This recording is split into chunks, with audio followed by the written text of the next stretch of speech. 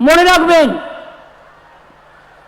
1 এপ্রিলের মধ্যে যদি কেন্দ্রীয় সরকার টাকা না ছাড়ে, প্রথম ফেজে যে 11 লক্ষ বাড়ি, আগেও আমরা 47 লক্ষ বাড়ি করে দিয়েছি, যে 11 লক্ষ বাড়ি আছে লিস্টে, যারা সার্টিফিকেট পেয়ে গিয়েও পাননি, 1 এপ্রিলের মধ্যে কেন্দ্রীয় সরকার না দিলে আমরা আপনাদের করে দেব, টাকাটা রাজ্য সরকার দেবে।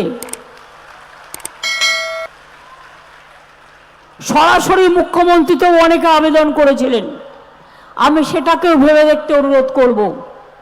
আর 2, এছাড়াও আদিবাসী ডেভেলপমেন্ট বোর্ড থেকে, আদিবাসী ডিপার্টমেন্ট থেকে আদিবাসীদের বাড়ি করা হচ্ছে, আপনাদের বাউরি বোর্ড থেকে বাউরিদেরও করা হচ্ছে, বাগদি বোর্ড থেকে বাগদিদেরও করা হচ্ছে, এবং কুরমালি বোর্ড থেকে মাহাতোদেরও করা হচ্ছে, কুরমালি বোর্ডকেও টাকা দেওয়া হয়েছে।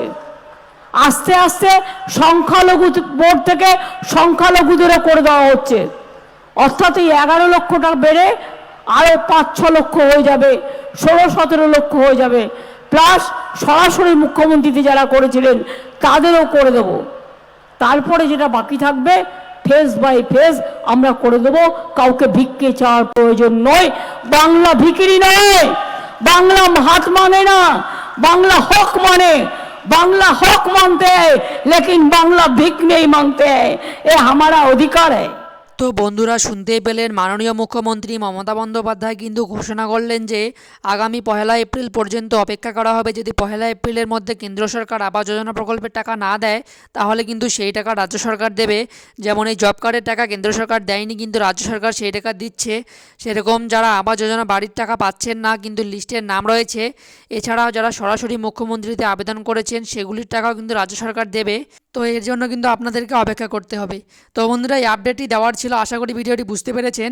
যদি এই নিয়ে পরবর্তীতে কোনো আপডেট আসে সেটা আপনাদেরকে জানিয়ে দেবো। তো যদি ভিডিওটি ভালো লাগে থাকে ভিডিওটি অবশ্যই লাইক করার পাশাপাশি চ্যানেলটি সাবস্ক্রাইব করে রাখবেন। ধন্যবাদ।